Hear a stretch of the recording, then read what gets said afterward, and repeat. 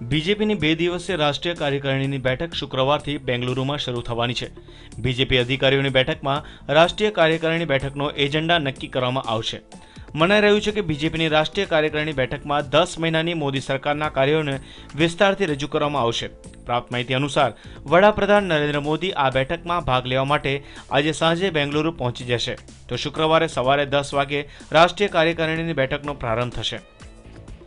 શુક્રવારે સવારે 11 વાગે પક્ષના અધ્યક્ષ અમિત શાહ બેઠકને સંબોધિત કરશે, તો રવિશંકર પ્રસાદ વિદેશી નીતિ પર પ્રસ્તાવ રજૂ કરશે અને સુષ્મા સ્વરાજ જેના પર અંતિમ ટિપ્પણી કરશે।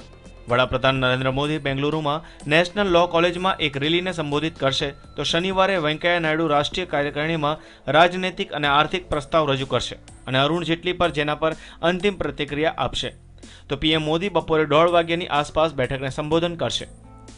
Bureau report, news online.